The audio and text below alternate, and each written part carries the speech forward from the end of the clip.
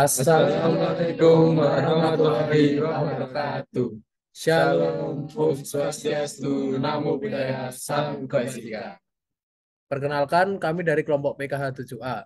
Di sini kami akan menjelaskan tentang hasil kerja kelompok kami mengenai indikasi kerusakan pohon pada hutan tanaman rakyat PIL, Kabupaten Bangka, Provinsi Kepulauan Bangka Belitung, Indonesia. Sebelumnya, perkenalkan saya Valencia Uraga. Saya Nida Gulitra. Saya Wimas Ragil Dridianto. Saya Ulfiya Zarul Fatin. Saya Revan Hadi Muhammad. Saya Salma Nurman. Saya Raffi Ahmad Syadzi. Saya Sinta Sandra. Dan saya Yolanda Segel Kusuma. Mari kita lanjutkan ke presentasi kelompok kami.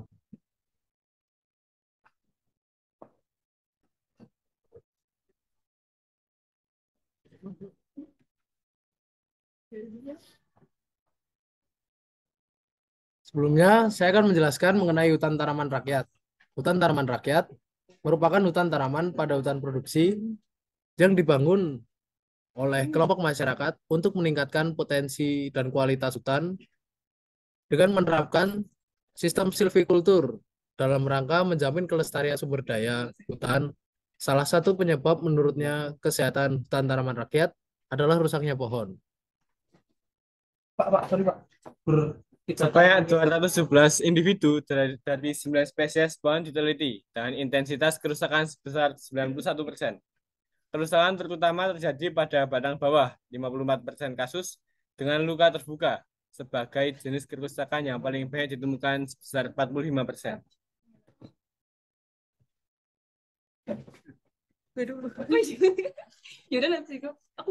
Peringkat keparahan menunjukkan bahwa presentasi tertinggi kerusakan pohon diklasifikasikan sebagai rendahnya 100% tingkat keparahan, 71% dari kerusakan yang tercatat.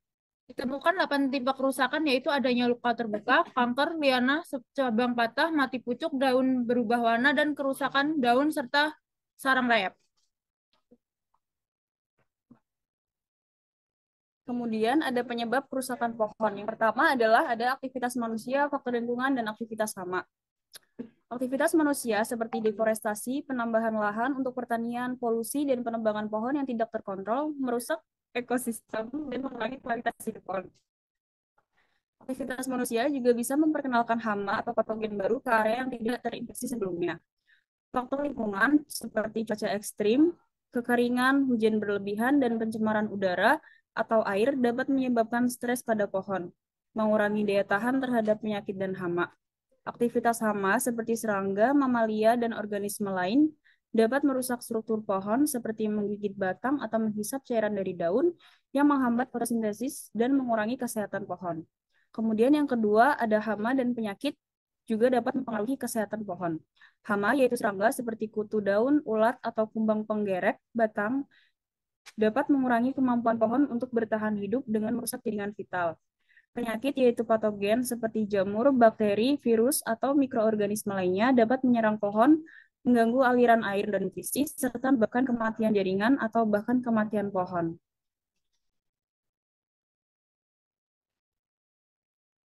Yang ketiga ada faktor biotik dan abiotik. Faktor biotik, patogen atau fungi, bakteri, virus, mikroplasma dapat menyebabkan busuk akar, penyakit layu, atau pembusukan batang. Tumbuhan parasit seperti Mistletoe yang mengambil nutrisi dari pohon inangnya melemahkan pohon. Nematoda, cacing mikroskopis yang menyerang akar pohon, mengurangi kemampuan menyerap air dan hara. Serangga dan mamalia, beberapa jenis hama seperti kumbang atau tikus mengerogoti bagian pohon yang penting untuk pertumbuhannya. Faktor abiotik. Kondisi fisik dan kimia atau faktor seperti tanah yang buruk, kualitas air, suhu ekstrim, dan polusi dapat merusak sistem perakaran dan jaringan pohon, memperburuk kerentanannya terhadap hama dan penyakit. Keempat, ada faktor lingkungan, aktivitas manusia, gangguan hama, dan serangan penyakit. Interaksi faktor. Kerusakan pohon sering terjadi karena gabungan faktor lingkungan seperti iklim, cuaca, aktivitas manusia seperti penebangan polusi, gangguan hama, dan serangan penyakit. Contoh, penggunaan hutan meningkatkan paparan pohon terhadap cuaca ekstrim dan memperkenalkan hama atau patogen baru. Pada saat yang sama, pohon yang sudah terpengaruh oleh faktor lingkungan lebih rentan terhadap hama atau penyakit. Kesimpulan, kerusakan pohon dapat disebabkan oleh banyak faktor yang saling berinteraksi. baik yang bersifat alami seperti lingkungan maupun yang diakibatkan oleh aktivitas manusia atau gangguan hama. Menjaga keseimbangan ekosistem dan pengelolaan yang bijak sangat penting untuk memastikan kesehatan pohon tetap terjaga. Oke, di sini saya akan menjelaskan mengenai akibat kerusakan pohon pada hutan tanaman rakyat. Yang pertama adalah jenis kerusakan pohon yang terjadi akan berdampak pada rendahnya laju pertumbuhan, keadaan tajuk yang semakin rendah, hilangnya biomasa, dan dapat berpengaruh terhadap kesehatan hutan secara menyeluruh. Jadi, kerusakan pohon akibat penyakit, serangan hama, atau kondisi lingkungan yang kurang mendukung dapat berdampak besar terhadap pertumbuhan dan kesehatan pohon tersebut. Ketika pohon mengalami kerusakan, laju pertumbuhan terhambat, tajuknya menipis, dan biomasa yang dihasilkan menurun. Hal ini mengakibatkan pohon kehilangan kapasitas optimal untuk berfotosintesis dan membentuk biomasa baru, yang berperan penting dalam menyediakan habitat serta makanan bagi satwa liar yang bergantung pada hutan. Selain itu, kerusakan pada pohon tidak hanya berdampak pada individu pohon, tetapi juga mengancam ekosistem hutan secara keseluruhan. Pohon-pohon yang sakit atau rusak mengurangi kemampuan hutan dalam menyerap karbon dioksida dan merusak keseimbangan rantai makanan. Jika tidak ditangani, hama dan penyakit dapat menyebar ke pohon lain, sehingga memperparah kerusakan ekosistem. Oleh karena itu, pemantauan kesehatan pohon dan pengendalian hama atau penyakit sangat penting untuk menjaga keberlanjutan fungsi ekologis hutan. Baik, selanjutnya ada penyebaran penyakit dan hama. Penyebaran penyakit dan hama dalam suatu ekosistem dapat terjadi melalui berbagai cara. Penyakit jamur, misalnya, menyebar melalui spora yang terbawa angin, air, atau alat pertanian yang terkontaminasi. Jamur juga dapat menginfeksi tanaman lewat tanah yang terkontaminasi atau bibit yang sudah terjangkit. Sementara itu, hama serangga seperti kutu, daun, atau wereng dapat berpindah melalui angin, pergerakan manusia dan hewan, atau transportasi tanaman yang terinfeksi. Penyebaran penyakit dan hama ini dapat menyebabkan kerusakan yang parah pada tanaman, mengurangi hasil panen, dan bahkan menghancurkan ekosistem jika tidak dikendalikan dengan baik. Untuk mengatasi masalah tersebut, pengendalian hama dan penyakit dilakukan dengan berbagai cara, baik kimiawi, biologis, fisik, maupun budaya. Pengendalian kimiawi menggunakan pestisida untuk membasmi hama dan penyakit. Meskipun penggunaan pestisida harus hati-hati agar tidak merusak lingkungan atau kesehatan manusia. Pengendalian hayati memanfaatkan musuh alami hama seperti predator atau parasitoid untuk menekan populasi hama. Selain itu, pengendalian fisik seperti penggunaan perangkap atau rotasi tanaman juga efektif dalam mencegah penyebaran penyakit. Pendekatan yang lebih modern, yakni pengendalian hama terpadu atau IPM, menggabungkan berbagai metode ini secara bersamaan, bertujuan untuk mengelola hama secara efisien dan ramah lingkungan dengan meminimalkan penggunaan bahan kimia yang berbahaya.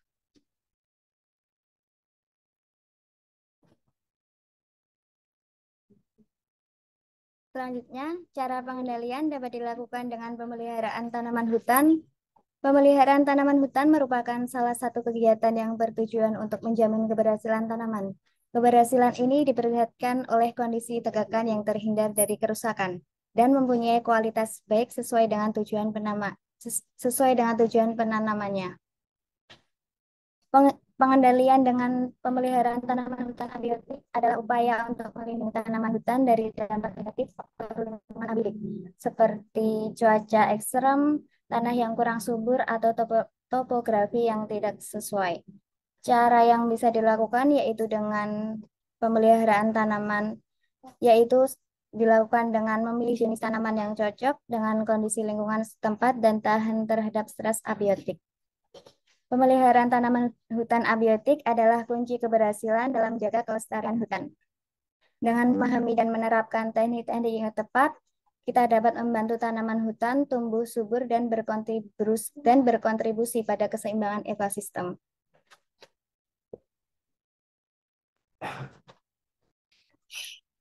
Kemudian, cara pengendalian yang kedua yaitu dengan teknik FHM atau Forest Health Monitoring. Kesehatan hutan yang baik akan memberikan dampak baik pula baik bagi masyarakat maupun alam sekitarnya. Maka berdasarkan itu perlu dilakukan pemantauan kesehatan hutan secara teratur atau berkelanjutan dengan memakai teknik FHM ini. Teknik FHM digunakan dalam memantau kesehatan ekosistem hutan untuk menelaah keadaan tegakan di masa ini dan masa yang bakal datang, yang dapat pertimbangkan untuk perbaikan pengelolaannya, sehingga dapat membantu terwujudnya prinsip-prinsip kelestarian hutan. Penggunaan teknik FHM membantu mengetahui kondisi kesehatan suatu area hutan. Teknik ini amat bermanfaat untuk dasar pengelolaan suatu kawasan hutan maupun non-hutan. FHM dapat membantu dalam menjaga agar tidak turunnya kesehatan suatu tegakan hutan, terutama dalam tingkat per individu tanaman.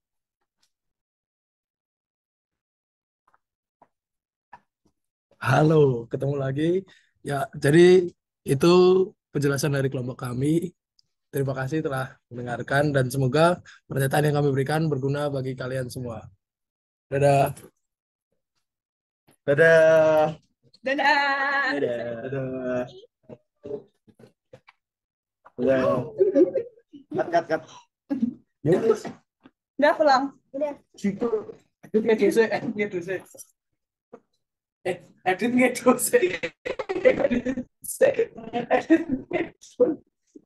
Pikirin gue aku tiba. Orang maksudnya mata ini screen record deh. Mata nih ora itu. Oh, sorry, stop share screen. Stop share. Terus